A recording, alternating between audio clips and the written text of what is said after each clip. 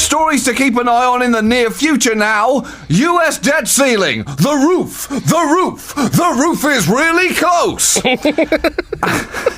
Andy, everyone goes through phases. So have you been going to cheerleading classes, John? I'm going to answer that twofold, Andy. One, I'm going to plead the fifth. And two, I will say on a personal level, I have not been going to cheerleading classes. Everyone, Andy, goes through phases where they don't want to open their bank statements for fear of what is inside the envelope. And to put it mildly, there must be a lot of unopened statements piling up on the White House doormat at the moment, if Timothy Geithner has not already been shoving them unread into a kitchen drawer. America likes to find ways to make everything big. They like their cars large. They like their food medically inadvisably huge. And they like their debt unprecedentedly massive. Except it turns out that they actually don't like it that way anymore. They currently have a debt ceiling of $14.3 trillion, but they're going to need to raise that ceiling by the 2nd of August, or they will risk defaulting on their loans and plunge the world into the economic downhill ride of its whole life. In response to this, the top rating agency Moody's has said it may cut the US AAA debt rating, citing the rising possibility that the US could default on its debt obligations. And if any of that happens, Andy, things are going to get pretty f***ing medieval around here pretty f***ing fast. Are they going to basically just have to sell off all the land they bought in the Louisiana Purchase? Well, I just think everyone's going to presume that they're just going back to the start. There's going to be another gold rush. And I certainly would not want to be a Native American, Andy, because I think they may be getting driven off those casinos.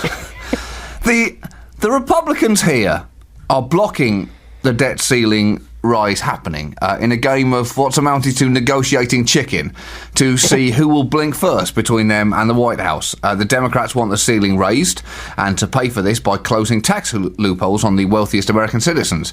The Republicans are willing to raise the debt ceiling, but only if there are no raises in tax. In fact, they would like some tax cuts in return alongside major cuts to government services. And this negotiation has been going on in the cabinet room of the White House, and talks ended Wednesday night with, depending on who you listen to, President Obama either storming out due to anger or strolling out due to the meeting being over.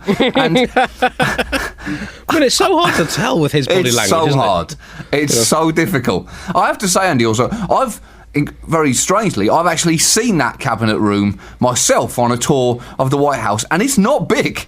That is not a big room, Andy. That is a small room to put that amount of tension into. So it wouldn't be surprising if a man stormed out in anger, or indeed strolled out due to a meeting being over. Now, the two stories came out the following day in classic he said variations. Eric Cantor, the Republican, claimed that Obama pushed his chair back and said, "Enough is enough, I'll see you all tomorrow," before leaving the room, which is really stretching the term storming out to its snapping point. That is leaving, in the circumstances, heroically politely. I don't think anyone would have blamed President Obama for saying, "Enough is enough, I'll see you all tomorrow." And incidentally, Eric, you are a total Okay, Eric, good luck trying to exaggerate that statement to the press outside. Night-night. In fact, President Obama has said he wants congressional leaders to find agreement on the path forward in the next 24 to 36 hours. And if that doesn't happen, he says, the negotiations will have to continue into the weekend. So that's his threat. That's his threat, Andy. I think he's about as good at brinksmanship as he is at storming out of rooms. That's 14.3 trillion, the borrowing limit at the moment. That's yeah. It's quite a lot, isn't it?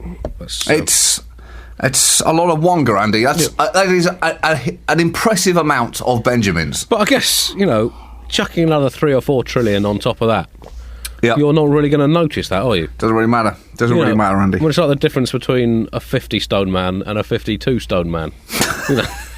That's right. Either way, you're winching him out of his window. That's right. He is a defenestration logistical nightmare. Maybe that's why so many 17th century politicians were so f***ing fat. Just that it was an anti-defenestration move. Yep, they could indeed be forced to sell some of the Louisiana Purchase land back to France, which could be absolutely fantastic news for the bicycle, garlic and berry manufacturing sectors in Kansas. You see, Bastille Day meant more to you than you thought, Andy.